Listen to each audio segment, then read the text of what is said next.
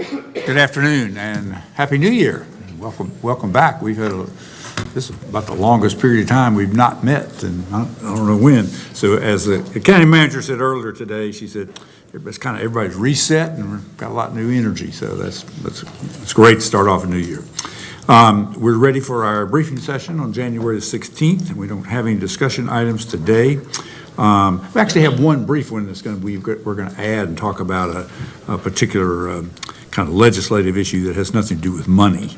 But I'm happy to turn the meeting over to County Manager Robinson. Thank you, Mr. Chair, and good afternoon, Commissioners, staff, and guests. The first item on the agenda is a special resolution declaring the Forsyth County Board of Commissioners' intent to close an unopened right-of-way off of Creek Ridge Lane and calling a date for the public hearing on the matter. Our GIO, Shaylee Boeing, will brief this item. Good afternoon, Commissioners. So this is to call the date of public hearing. The petitioner actually reached out to Matt Forsyth directly. Her name is Susan Christian. We did a review with City County Planning, and they concluded that there would be no negative impacts to closing this right-of-way. It is located in unincorporated Forsyth County. It's on the north side of Creek Ridge Lane between 4347 Creek Ridge Lane, which is Miss Christian's property, and 4351 Creek Ridge Lane, which is actually owned by a real estate firm. The unopened right-of-way is 60 foot wide by 180 foot long, and the public hearing date, if you guys vote to adopt it, would be February 13th. Here is the petition to close, signed by Miss Christian. Here is the original plat from 1984, and you can see right here where it was just a dedicated unnamed street that was never went back and actually developed. Here is Miss Christian's property. Here is kind of the aerial view of that undeveloped property. And then this is what it looks like from the street view. If you all vote to adopt a public hearing, Miss Christian will run a notice in the paper, the Winston-Salem Journal, for 3 weeks and notify her neighbors via certified mail that this was being closed, or at least at the public hearing it's being held. With that, I'll take any questions. Any questions for Shaylee? Would it in any way affect access to the whatever properties behind it, or does it belong to them? It does not affect access. Their property access is actually on the other side, so it's not cutting off anyone. Quick. I can't tell if well, it's not on here. I can include that so you can see it next time, what's behind here. Quick question. We periodically see these. In this case, it's one property owner who has adjacent property. Mm-hmm. Is there an automatic way that if it gets through the hearing and we approve it, that the land would be distributed? Would it go evenly split to the property owners on the other side? Yeah, our tax office takes care of that once it's done. Okay, thank you. So it divides it in two, goes to either side, kind of Divides more that. of a north-south. Mm-hmm. If there were 3 or 4 adjacent property owners, everybody would get a cut? Get a cut. Yeah, and that's the particular reason why they have to notify their neighbors. Anyone that touches that property must be notified. Thank you. Well, the property that is back of this, where does it have access from? I can't think of the name of the street right offhand, but I can let you know later. But there's a street up here to the north. Well, long as it has somewhere. Yes. Yeah, it does have access. Okay. Mm-hmm. No, it's not on here either. But yes, to the north, there's another road on that development, and they have access. Mm-hmm. Thank you. Good, thank you. Agenda item number 2 are our approval of minutes for the meetings of December 12th and December 19th, and both were emailed to you last week. Agenda item number 3 is an amendment to the fiscal year 25 budget ordinance to appropriate revenue from Juvenile Crime Prevention Council grantees to reimburse unspent funds from the fiscal year 23 to the North Carolina Department of Public Safety. Our Budget Director, Kyle Wolf, will brief this item. Good afternoon, Commissioners.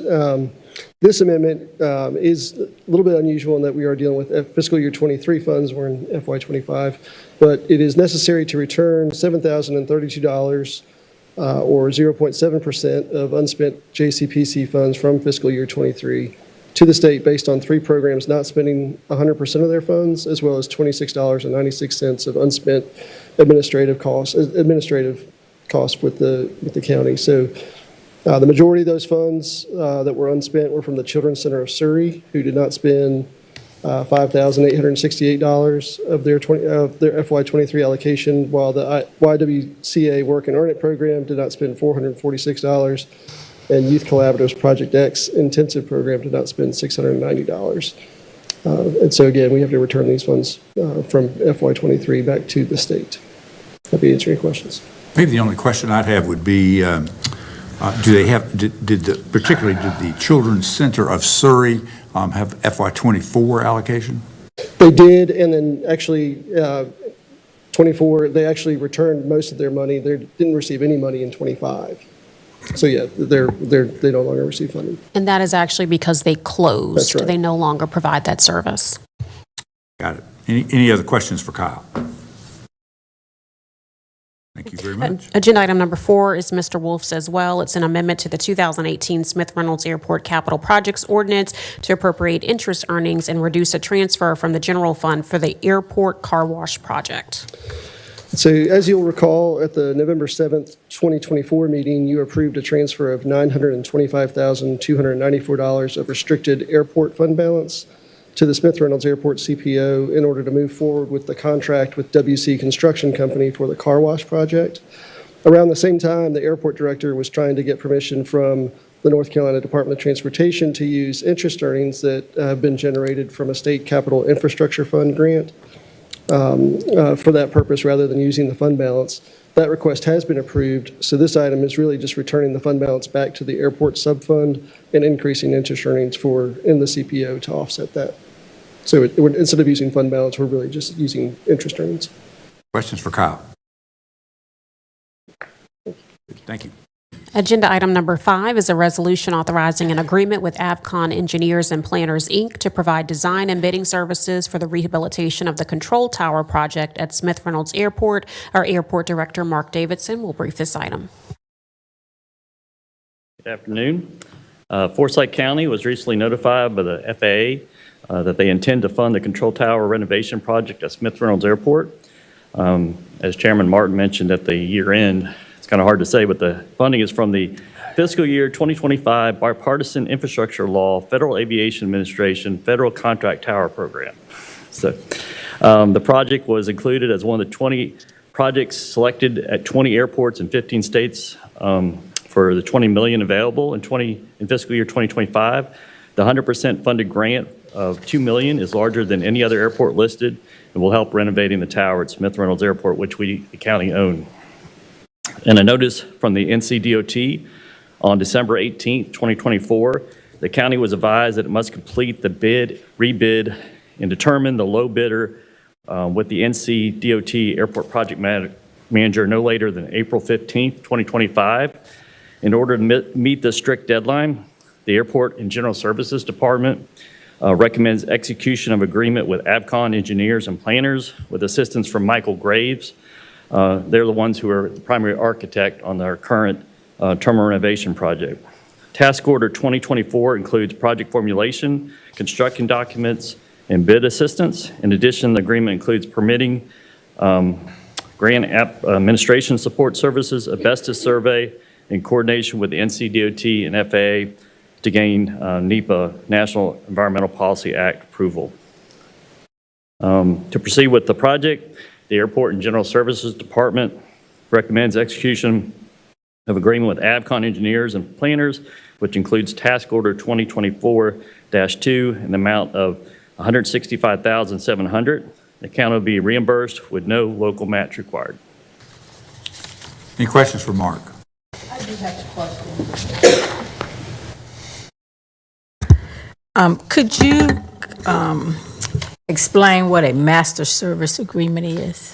I will try to attempt to do that. So every 5 years, the county goes out like every other public use airport, and the NCDOT wants them to have an engineer record with a contract to handle aviation projects that pop up. They don't want it to be based on price. They want it on qualifications. So we issued out a request for qualifications from engineering and planning firms.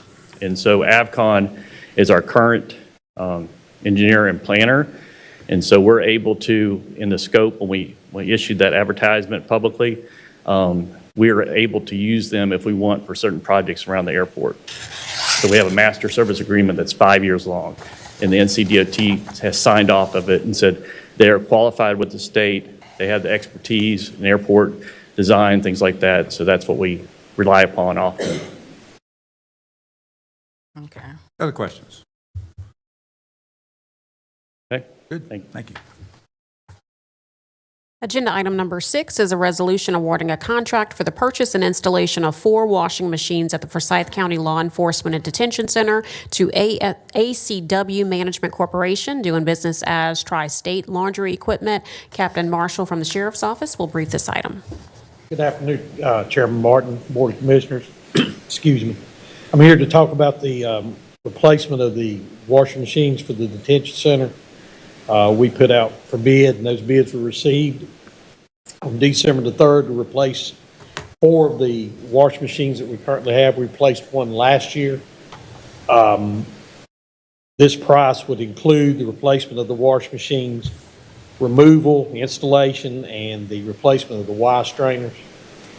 Currently, we have one washing machine that is out of service. It is beyond repair. So that we can't use it anyway. Buying the 4 washing machines now will be the cost savings of the crane, because you have to have a crane to bring them out. So if we go in for now, we save on the crane as to doing it one at a time. We plan to use funds that were appropriated in the sheriff's budget for 24-25. The 2 bids were through Tri-State Laundry, who's the lowest bid, which is $167,459, as opposed to Tony Wheeler Construction, which was $198,500. Any questions that I can answer from you? Questions for Captain Marshall? I did ask before we started what brand the original washing machines were, because they've lasted since the building was built. Yeah, they're the original ones. They're Milner's commercial washers, the They're commercial. 30 machine. years old. Pretty impressive. They get a lot of use. Yeah, yes, they do. Any other questions, Captain Marshall? Thank you. And I do appreciate the Sheriff's Office creativity on funding for this item. Agenda item number 7 is a resolution authorizing execution of an agreement with Orchard Software Corporation to provide laboratory information software for the Department of Public Health. Assistant Public Health Director Nicole Priddy will brief this item. Good afternoon, Commissioners. This may sound familiar. I did brief this I think in December, but we had some contract issues we needed to work out. So it is back before you.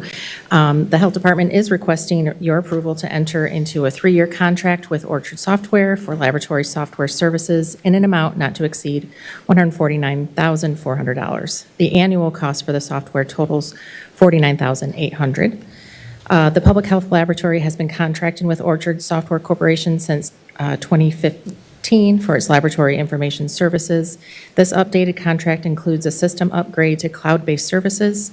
This upgrade will improve the electronic synchronization of laboratory test ordering and result reporting between the department's electronic health record system, as well as to the state, as well as what's mandated from the state to report communicable diseases into the North Carolina Electronic Disease Surveillance System.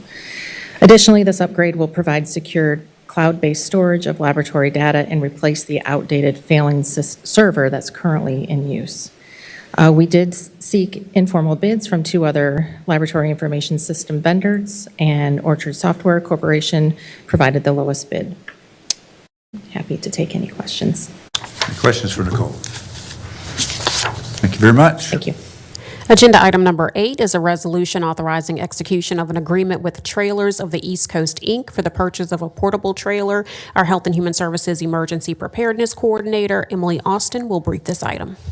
Good afternoon, Commissioners. So Public Health seeks to purchase an 8.5 by 20-foot mobile trailer from Trailers of the East Coast at the cost of $55,000. This trailer would serve as a multi-department emergency response resource. This trailer is fully climate controlled and wired with outlets to provide a workspace for multiple staff out of the elements. It's capable of being powered by either an onboard generator or by being connected to shore power. The size and weight of this trailer makes it towable by numerous county vehicles, including all vehicles operated by city county emergency management. This trailer would serve multiple purpose and would be able to support public health testing, vaccination, and coordination activities. It would provide a space for responder rehab when there's extreme heat or extreme cold. And it would be configured to serve as a command post for emergency management and the county's incident management team. This resource is different than any other resources currently on hand in the county, including both the We Care bus and the forts. This trailer will be configured primarily to support coordination and command and control activities by having the equipment such as radios and television interfaces and the other infrastructure needed to best support command and control. This type of resource has been identified as a need by both public health and emergency management across numerous responses, including the COVID-19 pandemic and the Winston Weaver fire. This purchase would make the county no longer dependent on mutual aid from our neighboring counties to fill this critical need. And as a result, it would lessen the response time when this type of resource is needed, since it would already be on hand in Forsyth County. The funding source for this is an agreement addendum with North Carolina Department of Health and Human Services, AA 716 COVID-19 vaccination program. This purchase is fully reimbursable by the state through this agreement addendum, so there'd be no direct cost to the county. Many other local health departments across the state have used this funding to purchase trailers in response to identified needs during and their lessons learned from the COVID-19 pandemic. For us in Forsyth County, this project is a collaborative effort between public health and emergency management to maximize the impact this purchase can have to address multiple needs across the county. Both public health and emergency management believe that this purchase will greatly strengthen our county's ability to rapidly respond to incidents in a coordinated manner, particularly in areas where on-scene infrastructure is lacking or inadequate. I'm happy to answer any questions you all have about the funding source and public health use, and August Burton is also here to talk about any uses for emergency management and first responders. Questions for Emily? Just a thank you. Thank you. Good. Thank you. Agenda item number 9 is a resolution awarding a contract for the purchase of 3 Chevrolet Equinox electric vehicles. General Services Director Scott Angel will brief this item.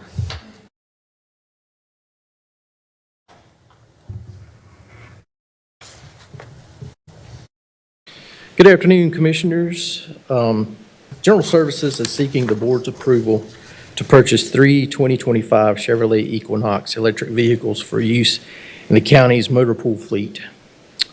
This proposed purchase follows the board's approval of a contract for the purchase and installation of electric vehicle charging stations at the Government Center and the Health and Human Services campus last November. The Equinox EVs will replace vehicles somewhere in the overall fleet, but the specific vehicles to be replaced have not been identified at this time. The Equinox EV is available under the terms of the bid and contract awarded by the North Carolina Sheriff's Association to Park Chevrolet. Per the terms of the contract, the unit price for the Equinox EV is $33,047. And just to note, fleet staff did reach out to get informal bids to confirm that the Sheriff's Association price is competitive. We did get 2 dealers respond to that informal bid request, and both submitted a unit price of $33,600. So this resolution awards a contract to Park Chevrolet LLC for the purchase of 3 2025 Chevrolet Equinox electric vehicles under the terms of the North Carolina Sheriff's Association Contract 25-11-0912 in the total amount of $99,141. So I'd be happy to answer any questions you may have. One of the things about this particular, I asked, actually got this material, sent a request to Minor Burnett and just asked him, would this be eligible for, I guess it's the energy, I guess it's called a direct pay rebate, and apparently it is. So we'll actually get $7,500 back on each of those once we buy them. That's my understanding too. Which actually significantly reduces the price down into the $6,000 range with in fact, maybe you did, or someone left us this chart. I think my that minor provided kinda that, showed yes. Showed the efficiency issues and the average range of the Equinox and et cetera, on there, which is I think for the kind of use that we have, obviously we have a cost of infrastructure with a charging station. Right. That we've already done, but for the kind of use that we have for vehicles, roughly 100 miles a day, average at the most, this electric seems to be a good application, for that. Agreed. This gives us our first final foray into electric vehicles, which is good. That's right. And I understand it's not on the state price contract, is that right? But it is on the sheriff's contract deal price? I'm not sure if it's on, if it's on state, and it's not on state contract. It's interesting. Other questions? My only question was, are the vehicles already in stock, or you have to order them? We will have to order them. It'll be about 14 weeks before 14 we weeks, actually that's receive right. them. Yes. All right, thank you. Just confirmation, the Sheriff's Association is the sort of the bidding agency, but this is general county fleet use that these. That's correct, All right. yes. Thank you. Any other questions? Thank you. Thank you. Agenda items 10 and 11 are refunds by the tax assessor and collector. 10 is in the amount of $15,736.95, and 11 is in the amount of $30,738.44. And then agenda items 12 and 13 are reports. 12 is the November financial report, and 13 is the November human resources report. That's all the agenda items I have, Mr. Chair, and I think you have one item you wanted to discuss. Yeah, in fact, Commissioner Bessie mentioned an email I think all of us received back in about a week ago, a little over a week ago, about from the, I'm going to let him sort of describe it. It's about bicycle kind of issues here. Thank you very much, Mr. Chair. Yeah, the email came in on January 6th to all of us from Carol Hoover, who is the chair of the Winston-Salem Bicycle/Pedestrian/Active Mobility Advisory Committee. And it's a request for addition of an item to our legislative agenda. My initial reaction was, well, we've already adopted our agenda for the year, but when I read further, I realized this is not a money request to the legislature. It's a request for change in state statute as it relates to funding for transportation-related projects. So this would not often have a direct impact on the county budget, and never, except in cases where we were asking, the relatively rare case that we were asking for Transportation Advisory Committee approval of a project funding request. Might theoretically come up, for example, in the case of a greenway segment where it had a dual purpose of transportation usage and recreation, and so fall theoretically as a part of the county's parks and recreation system. I'm familiar with the journal issue from my work as a member of Transportation Advisory Committee for Winston-Salem before I got tapped to be the representative from Forsyth County. The request is for removal of a specific restriction on the use of state funds in matching funds for locally approved, locally requested transportation projects. The restriction at question prohibits using state funds for any standalone pedestrian/cycling project. And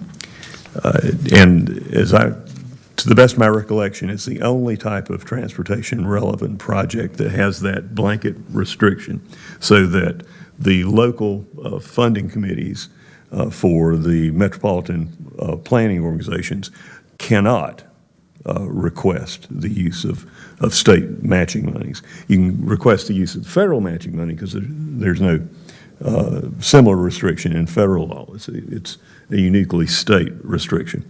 So it would it would only come up in cases where where local transportation advisory committees have ranked for example, a safety-related standalone pedestrian intersection, crossing safety project, had approved that as a good use of limited local funds. It's something that the State House actually, as I recall, in its 2024 budget approval, did include the repeal. It was dropped out in the final, report version of the budget that was approved so very late in the year. As I understand it, its origin about 10 years ago was probably with some specific state senator, not anybody local to Forsyth County, who didn't like, paying for pedestrian and cycling-related projects under transportation.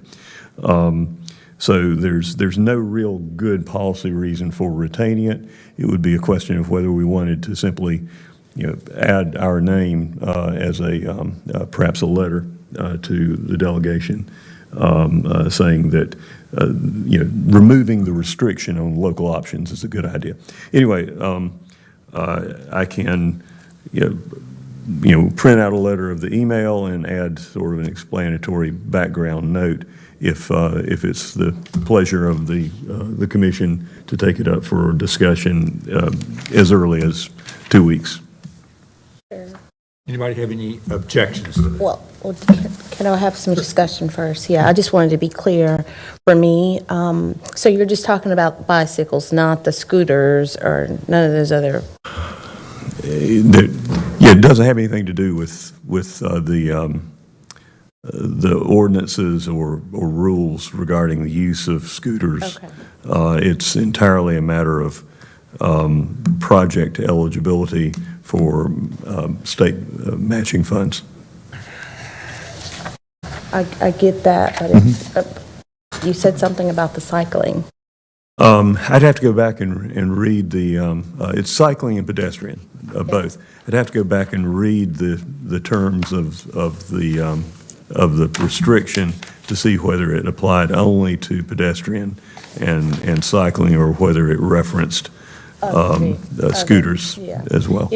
I think that would be helpful for me to just be able to read it, but I don't have any objections to it. Okay. Oh, and I guess I should say, in theory, we could, well, probably don't want to talk about it Thursday. That would be a scramble. And could you send it before Thursday? Yeah, I could get it ready. But I'll read it. at the pleasure of the commission, when you wanted to stick it on the agenda for discussion. Wouldn't be too late to do it in 2 weeks from Thursday. Yeah, I would think 2 weeks would be soon enough to do that. And I don't see it restricting the state in any way because it just makes something eligible. The state decides out of funds available whether they're going to approve that or not approve it. And I suspect many times they are. They're rare. I'm surprised there are too many standalone projects like that, if that was one of the prohibitions, but I suspect it was something. It obviously made it to the point of being included in the House budget, or into the House, which is really not a budget item, but into their final adoption. So I'm probably not concerned about that. It affects us very little, and it seems to me that it's a discretionary issue in terms of matching dollars, whether the state wants to choose to do that or not. What the kind of cases that it would come up is each of the MPOs and RPOs has varying from year to year a relatively small, in terms of transportation project dollars, relatively small amount of money that is available for the local committees to assign at their discretion, subject to the limits of state and federal law. And the standalone pedestrian and cycling projects are the only category that is barred by this particular provision in state law from receiving those funds. So those projects can be considered by the local committee, but only for federal matching funds, not state. If this were repealed, then those would again go in the mix of projects that could be considered for that local pool of money that was made available to the MPOs and RPOs to distribute. Anyone have any concerns about 2 weeks? Consider that again. No. Okay. All right. Thank you. Very good. I have sort of two announcement-related things. One, I do want to congratulate our county manager, Chantel Robinson. It's an honor being selected by the Ministers' Conference of Absolutely. Winston-Salem and vicinity to be actually they're giving awards. They're going to be actually out this Sunday on the 19th, and she's receiving the Community Leader Award for Winston-Salem, and she is certainly that, and deserves that recognition. And that event will be held at Union Baptist Church, beginning at 5 p.m. on Sunday the 19th, and there are several other categories of recognition. I think there's a speaker, and it's obviously a part of the Martin Luther King Jr. Celebration. So congratulations to our county manager on that. Thank you. And the second thing I wanted to mention is really to thank all of you for completing the questionnaire for our morning discussion session on Thursday. And I must admit, mine got in on Friday, so I might have been the last one. But it was a good exercise, and I look forward to our meeting, which, by the way, is at 10 a.m. Commissioner Linville, it is a 10 a.m. meeting, but it's one of the ones we agreed. But on Thursday. Schedule, putting my billfolder in my shirt pocket because I'm not going to be able to keep up with all of it. The schedule, so I got to be sure. All right. We're going to be on the fourth floor instead of in here, a little more conducive to discussion. We are going to have our NCACC folks actually lead that discussion. So without anything else, I guess we're adjourned. Boom.